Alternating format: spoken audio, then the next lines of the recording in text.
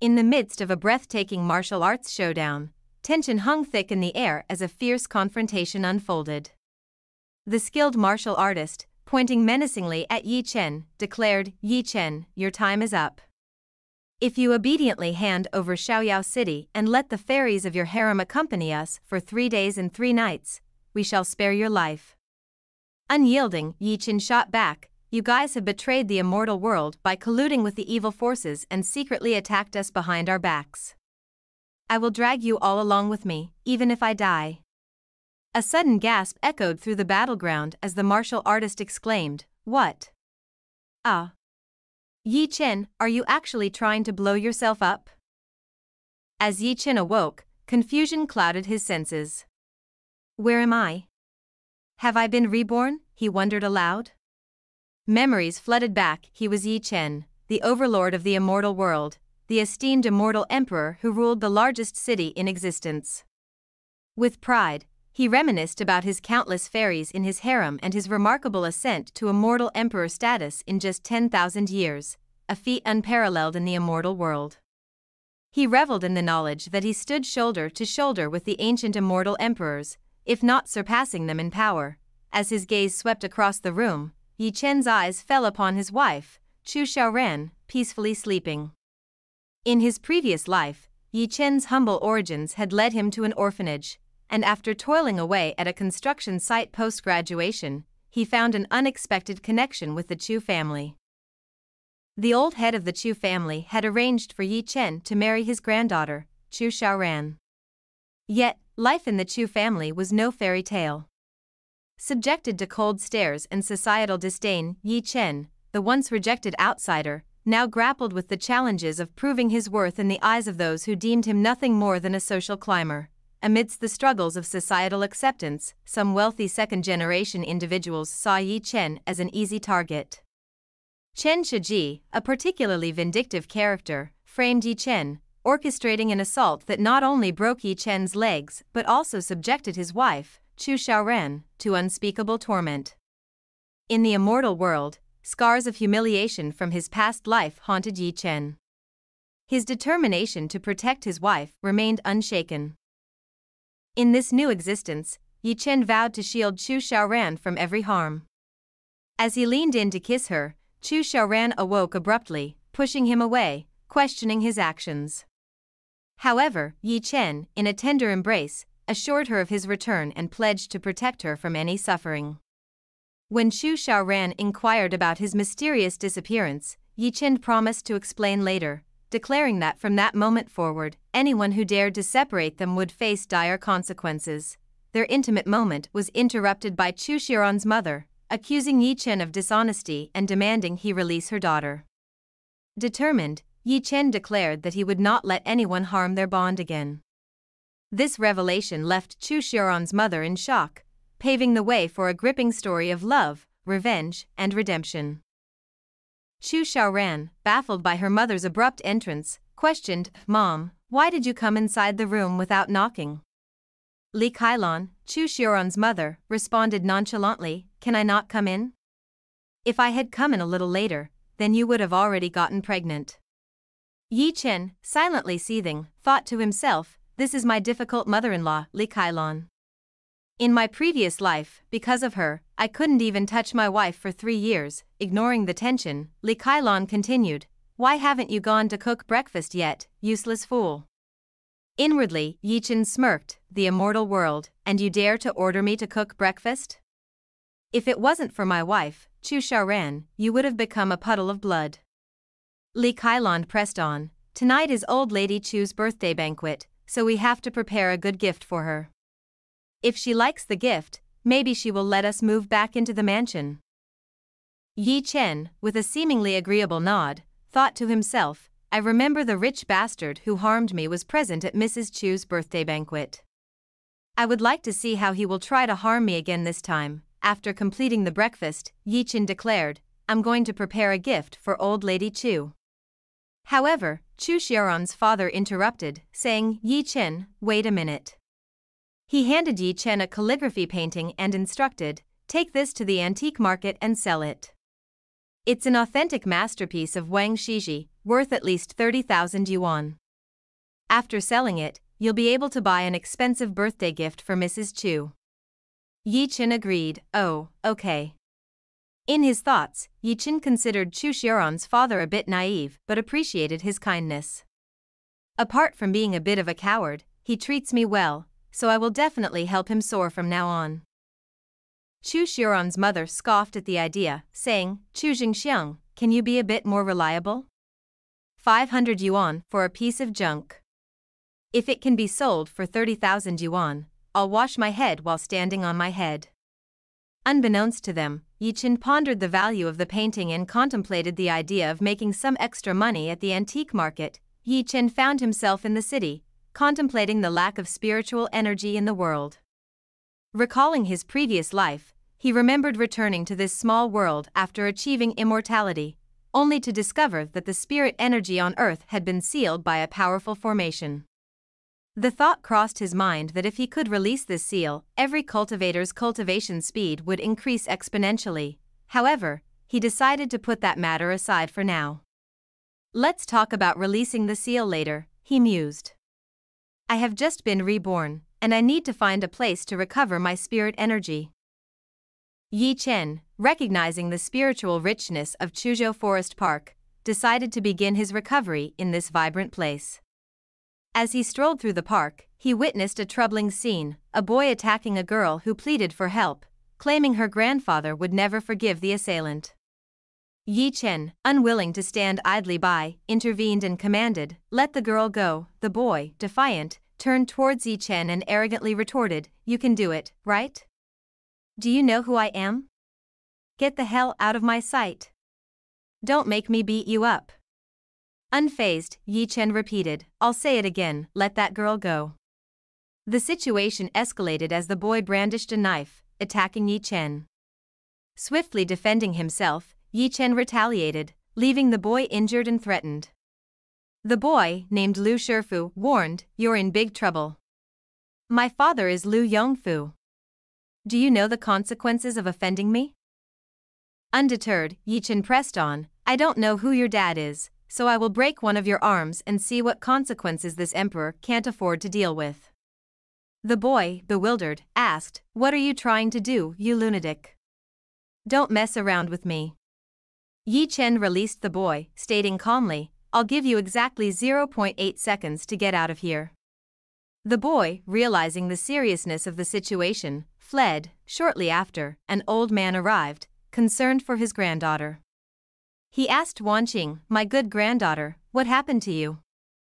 Who the hell did this to you?" The girl, still shaken from the encounter, spoke up, "Grandpa, it was Lu Shifu who did this to me." Fortunately, this little brother showed up in time and fought him off. The old man's eyes flared with anger. "What? Lu Yongfu's son? I won't be at peace until I deal with you." He moved towards Yi Chen, expressing his gratitude. This old man has failed to recognize a righteous person. "Thank you, little brother, for helping us out. Otherwise, my granddaughter would have fallen prey to a vicious beast." Yi Chen, however, remained cautious. "Don't thank me so soon. Your business is not over yet," he warned. Perplexed, the old man asked, "My business? What do you mean, not over?"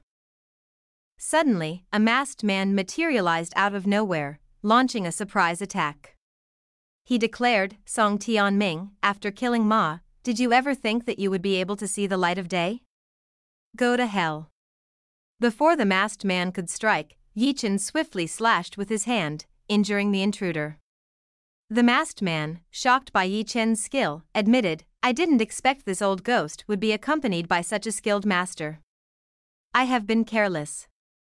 He vowed to return, saying, "I will see you soon," and disappeared into the shadows. The old man marveled at Yi Chen's display of true qi, realizing that this young brother had injured a high-ranking master with just a single leaf. He recalled reading about such scenes in ancient books, where those who could release true qi outward were experts at least at the level of a grandmaster. Many struggled for decades without reaching the grandmaster realm, making Yi Chen's skill extraordinary. Meanwhile, the girl, Wan Qing, felt an unusual heat coursing through her body. Confused and distressed, she didn't understand what was happening. The old man, concerned, asked her, "Wanqing, what happened to you?" Yi Chen explained, "If I'm not wrong, she has been poisoned with strange lustful harmony. Without an antidote within half an hour, she will succumb to the poison." The old man recognized the seriousness of the situation, realizing lustful harmony poison was legendary. He questioned Wanqing, worried about her well-being. Yi Chen advised against untying her, as the itching sensation could lead her to harm herself. The old man, desperate, asked, "What should I do? Is there any other way to save her?" Yi Chen replied, "There is, but I will need 1,000-year-old ginseng to replenish my health afterward. Do you have it?" The old man pondered that harmony dispersal was another antidote, but it would severely deplete the man's vitality, requiring 1,000-year ginseng for recovery. Seeing Yi Chen as a potential match for his granddaughter, the old man pleaded, "Please save my granddaughter. I will do my best to get the 1,000-year ginseng for you." Grateful, Yi Chen agreed, saying, "You're lucky you met me." As Yi Chen prepared for the detoxification process, the old man expressed gratitude, adding, "If you like my granddaughter afterwards, that would be even better. You can take care of her first, I'll compensate for this later." With a sense of urgency, Yi Chen began the process, acknowledging the potential strain on his immortal body. Despite the risks, he prioritized saving a life over his own well-being. As Yi Chen commenced the process of removing the poison, the old man marveled at the power displayed, recognizing it as the prowess of a grandmaster. In his thoughts, he pondered the potential benefits of having his granddaughter marry such a powerful figure, ensuring protection for the Song family in the future. Simultaneously, as Yi Chen worked to dispel the strange lustful harmony poison, he noted its extraordinary nature. The poison created a formidable barrier preventing his immortal qi from entering the girl's body. Determined, Yi Chen realized he needed to exert more strength to break through the barrier, intending to nourish the affected body with his essence for a natural cure. After some time, Yi Chen successfully broke through the barrier. In his reflections, he acknowledged that even the strongest barriers couldn't withstand the strength of his immortal body.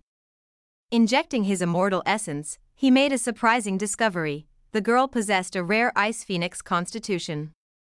This constitution perfectly harmonized with his immortal body, propelling him to the peak stage of qi cultivation within just a few hours of being reborn, a level that took him 3 months to reach in his previous life. As the poison was gradually neutralized, the girl experienced a refreshing sensation, and her meridians were being nourished. The unexpected synergy between Yi Chen's immortal body and the rare ice phoenix constitution added a new layer of intrigue to his journey in the immortal world. After half an hour, Yi Chen successfully removed the poison from the girl's body. The old man, Song Tianming, approached and inquired, "Is it already done? Granddaughter, are you feeling all right?" The girl, Wanqing, responded enthusiastically, "It's amazing, Grandpa. Not only has the poison been cleared, but even the frequent dizziness I was experiencing a few days ago has also disappeared." Both the old man and the girl expressed their gratitude to Yi Chen. In response to their gratitude, Yi Chen, with a touch of humor, suggested, "If you really want to thank me, you can buy the painting from me for 30,000 yuan. The old man, without hesitation, insisted, "You have saved my granddaughter. You're a great benefactor of our Song family. How can I express my sincerity with just 30,000 yuan? This jade pendant is an heirloom of our Song family. It's worth 2 million. Yi Chen, inwardly pleased, thought that he wouldn't need to buy a birthday gift anymore, as he decided to present the jade pendant as a token of appreciation. Song Tianming introduced himself as the head of the Song family, and the girl as his granddaughter, Song Wanqing. He expressed his gratitude and stated that he would pay Yi Chen a visit later to convey his thanks. Yi Chen, ever modest, introduced himself as Yi Chen and advised Song Tianming, "You should be careful. You have a black mark on your forehead. I'm afraid that something evil has befallen your family." Concerned, Song Tianming asked for Yi Chen's help, to which Yi Chen replied, "I have to go to Mrs. Chu's birthday party right now. Send someone to pick me up after the party." Meanwhile, Song Wanqing questioned her grandfather's level of politeness towards Yi Chen. Song Tianming, wise and experienced, explained, "Granddaughter, you are still too young. You don't know what being a grandmaster means to an entire family. Whether or not our Song family can get through this crisis depends on young Master Yi." In the elegant setting of Chuzhou Grand Regency Hotel, the birthday party was in full swing as Yi Chen, accompanied by his wife, her father, and mother, entered the grand venue. Reflecting on his past, Yi Chen couldn't help but recall that this was the very place where the rich second generation had set his eyes on Chu Xiaoran, his wife. Determined, Yi Chen thought, "This time, I will look forward to seeing you feel despair." As they entered, Li Yanfen, a member of Chu Xiaoran's family, couldn't resist making snide remarks. She addressed Yi Chen's in-laws, saying, "Wow, you really have the nerve to come here. You were kicked out of the Chu family mansion. You didn't come here hoping that you will be able to move back to the mansion, did you?" Chu Xiaoran's mother-in-law, not wanting to engage in a fight, responded, "Li Yanfen, don't mess with me. I don't want to fight with you." Li Yanfen continued her taunts, expressing pity that Chu Xiaoran had married a seemingly useless man. Chu Xiaoran's mother-in-law retorted, "Even if our daughter Xiaoran has married a useless guy, I'm afraid your daughter Xiaoqi won't even be able to get married, right?" Unfazed, Li Yanfen boasted about her daughter's boyfriend, claiming he was the hall manager of the Star River Hotel and owned a house in Tangchun district. She then took a dig at Chu Xiaoran's family's living situation, insinuating that they were cramped in a dilapidated old apartment and struggled to afford a decent birthday present. Without escalating the confrontation, Chu Xiaoran's family simply moved on. As the birthday celebration for the head of the Chu family continued, guests arrived with extravagant gifts. The Li family from the east part of the city presented a gold bracelet worth 20,000 yuan, and the Lu family gifted a pair of longevity peaches valued at 36,000 yuan. The Chu family matriarch, celebrating her 80th birthday, expressed gratitude and received well wishes for longevity and prosperity. Meanwhile, she couldn't help but acknowledge the financial relief the gifts would bring to the Chu family. Next, the young master of the prominent Chen family, Chen Shiji, arrived, presenting a white jade warhorse worth 200,000 yuan. The presence of the Chen family drew attention and admiration from the other guests, highlighting the Chu family's powerful connections. However, Yi Chen, who had suffered humiliation in his previous life due to Chen Shiji, harbored a deep-seated resentment, vowing to make Chen Shiji feel the true taste of despair in this life. When Yi Chen's gift, a jade pendant worth 2 million yuan, was opened, it sparked criticism from the guests. Many doubted how Yi Chen, who hadn't worked since joining the Chu family, could afford such an expensive gift. Gossips about Yi Chen's marital life circulated, questioning if he and Chu Xiaoran had even consummated their marriage. Yi Chen's mother-in-law chastised him for being bold and suggested that he was revealing the pendant as a fake. Amidst the commotion, the head of the Chu family, Old Chu, confronted Yi Chen, accusing him of trying to fool her with a fake item. Yi Chen, unyielding, dismissed the accusations as the words of blind ants. Old Chu, outraged, couldn't tolerate Yi Chen's defiance and demanded him to leave. The tension and drama at the birthday party hinted at more twists and turns in Yi Chen's journey.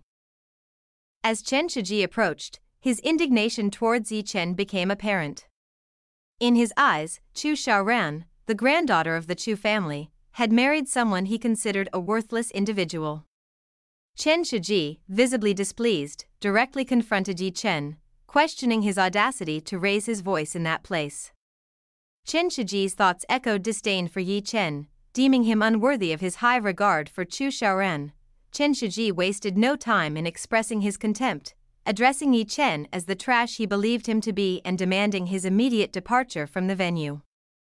Old Chen, echoing the sentiment, reinforced the order for Yi Chen to leave, emphasizing the command given by young Master Chen. Undeterred, Yi Chen stood his ground, asserting that Chen Shiji was not worthy of his compliance. Despite the pressure mounting from those present, including his wife's plea to leave and avoid confrontation with powerful individuals, Yi Chen remained resolute, confident that he knew what he was doing. as onlookers began to criticize Yi Chen for his perceived audacity and apparent disrespect toward young Master Chen. Tales of previous repercussions for those who had crossed him heightened the tension. Chen Shiji, still underestimating Yi Chen, questioned whether Yi Chen considered him unworthy of commanding his departure. Unfazed, Yi Chen, drawing from his past experiences, subtly cast a magic circle on young Master Chen. Warning him not to regret his actions, Yi Chen initiated a mysterious sequence of events. In a surprising turn, Chen Shiji, attempting to mockingly offer Yi Chen a job as a security guard, shifted his attention to Yi Chen's wife. However, when he looked closely at her face, he was overcome with fear, perceiving everyone around him as ghost-like figures. The bewildered onlookers questioned young Master Chen's erratic behavior, noticing his sudden fear and the unusual smell of urine. Yi Chen, reveling in the unfolding drama, cryptically mentioned that the show had just begun. Suddenly, a fire erupted on Chen Shiji's pants, sending everyone into a frenzy to extinguish the flames. Amid the chaos, Yi Chen calmly affirmed that this was just the beginning, hinting at his mystical abilities. As Chen Shiji desperately sought help to put out the fire and pleaded for assistance to the hospital, Yi Chen asserted his dominance, showcasing the consequences of underestimating him.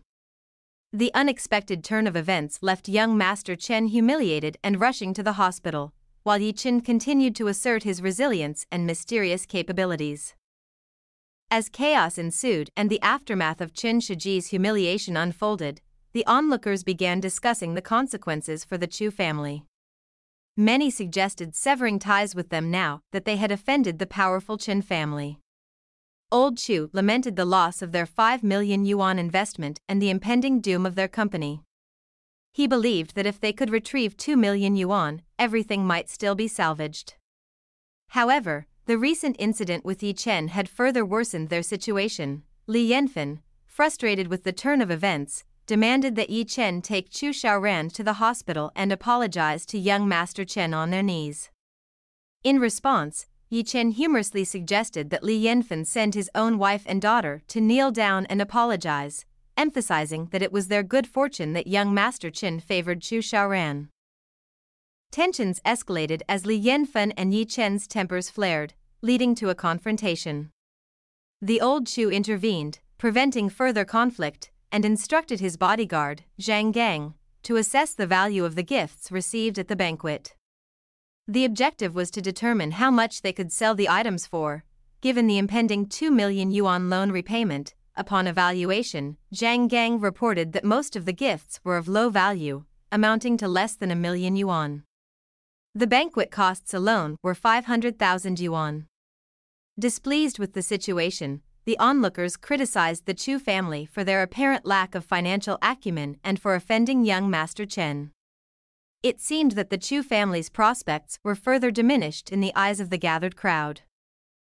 A beautiful lady arrived at the scene, sparking curiosity among the onlookers.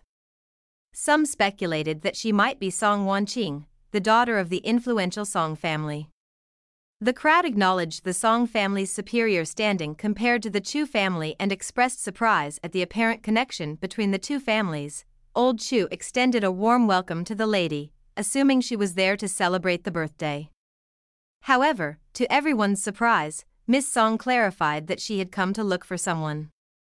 The spectators couldn't fathom who would have such influence that it prompted Miss Song to visit personally. Approaching Yi Chen and his wife, Miss Song inquired if the banquet had ended. This revelation stirred up more gossip and astonishment among the attendees, as they couldn't comprehend why Miss Song would show such respect to Yi Chen, whom they considered a useless person. Yi Chen's wife, Chu Xiaoran, sought an explanation, and Yi Chen reassured her that he would clarify everything later. He explained that he needed to visit Miss Song's house for a feng shui reading, advising his wife to take a taxi back home. Miss Song, still surprised by Yi Chen's marital status, observed that he was quite young and already married. On the other hand, Chu Xiaoran pondered about Yi Chen's relationship with Miss Song and the mysterious connections between their families.